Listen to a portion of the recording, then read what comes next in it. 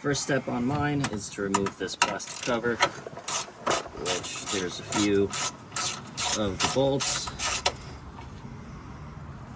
around the chassis.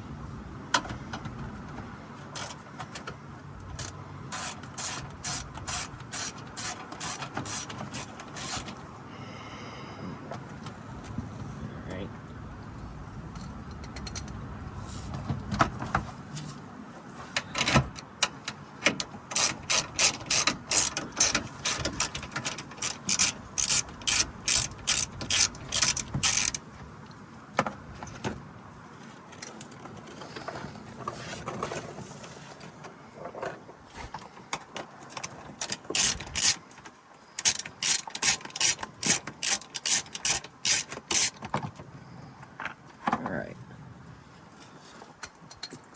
now that this is out of the way, disregard my horrible underglow lighting. Here's the sway bar. The top sockets are 14. Now on the back side of this, there is an actual bolt as well. However, you do need to reach it, and it is this one right here, as that one is a actual bolt threaded in from the top of the frame underneath.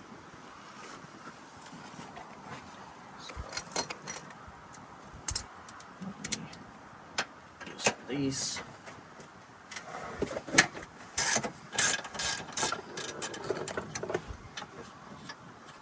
That was a lot easier than I expected. And there are 2 washers on this one. This kit does not come with the bolts, so you will need to reuse the bolts that are provided that you took off of the vehicle. Now please be careful with this line here. This is your power steering line, which has your cooler down here. If you do bend it, it may cause damage or loss of pressure in the system.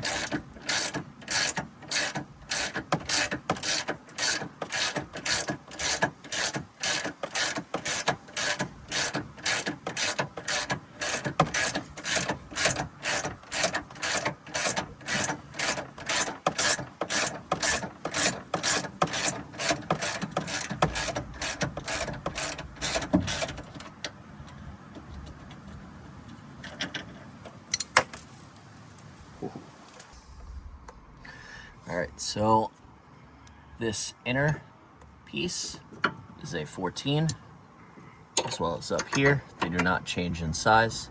They're both 14s. The outside is also a 14. So on the lower half, I have to use 2 wrenches, one to hold, one to break free. Whereas on the top, we get lucky, there's enough room, and you can actually use a wrench on the top.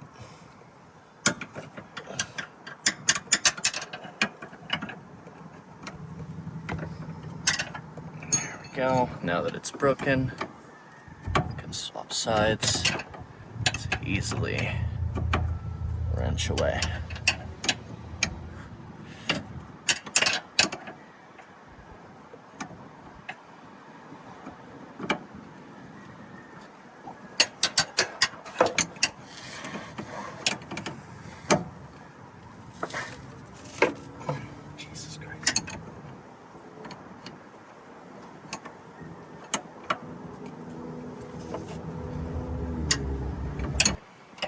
So once you're able to get this bottom part free, you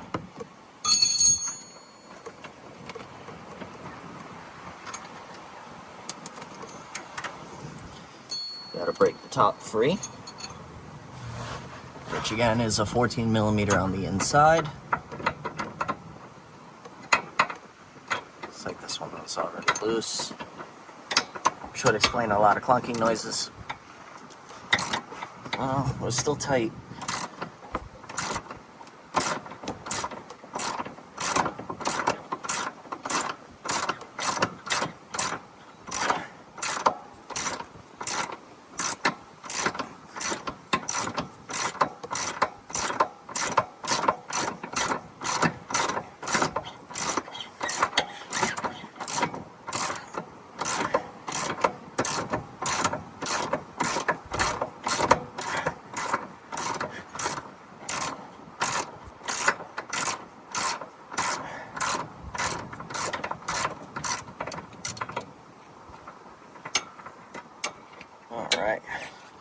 So now that those are out, we can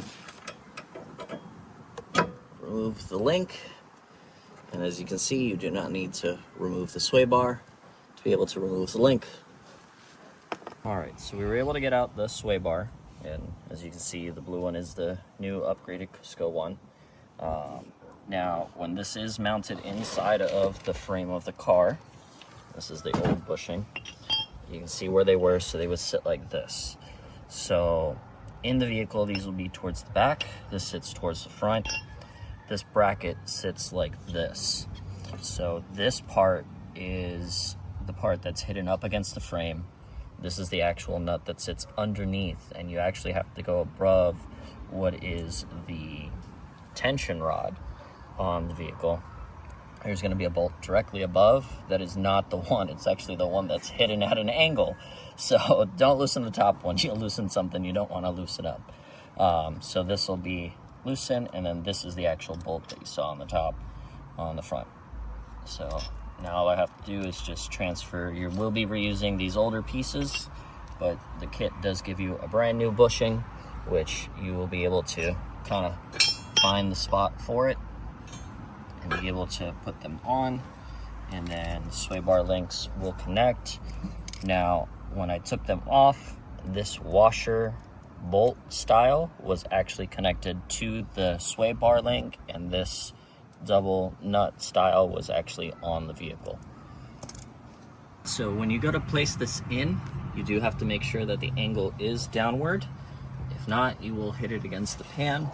So in order to slide it in, you put it up over the bars, and now once you have it up over, you may run into a little issue where it might pinch the line. You just move these out of the way, and now you make sure that the rear bolt actually slides into its place, and once you get it to slide in, you can kind of make sure it stays in its place. So it should look something like this, and then the bolts will hold it in place once you place them in. Can anyone? And then this one right here. You may have to move the bracket a little bit to get it to line up. That's normal.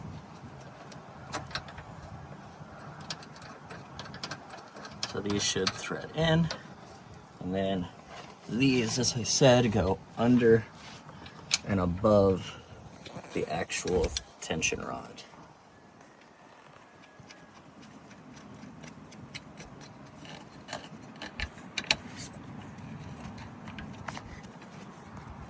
So there's that side. This one. All right. So once the sway bar is installed, this is what it should look like.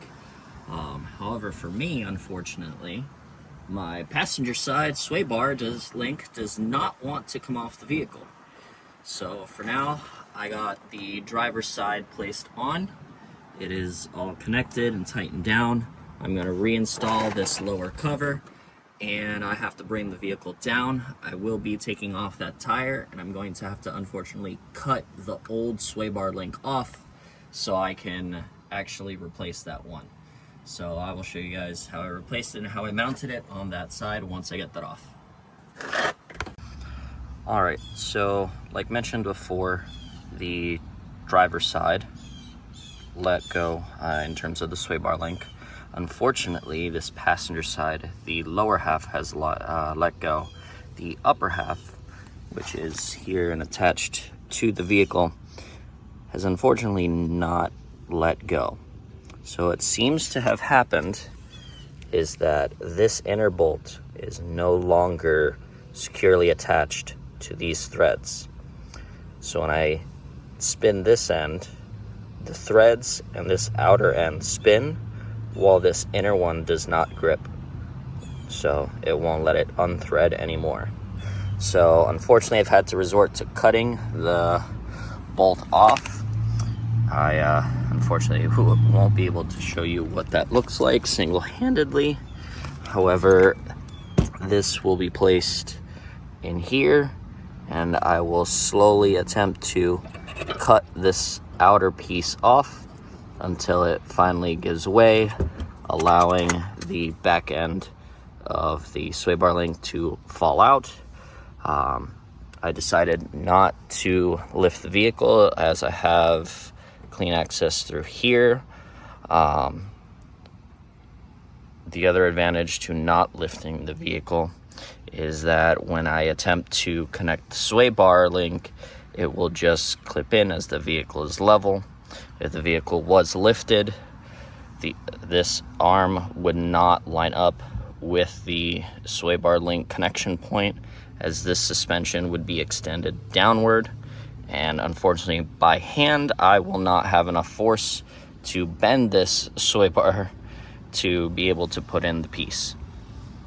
So I will be back momentarily once I finish cutting this off. Alright, so we have been able to remove the old sway bar link.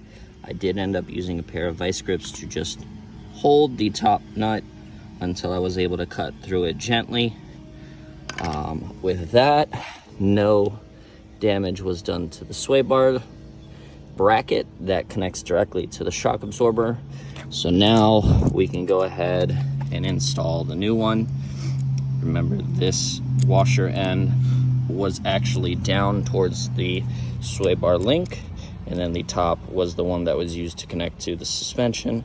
So that is how I will be installing it.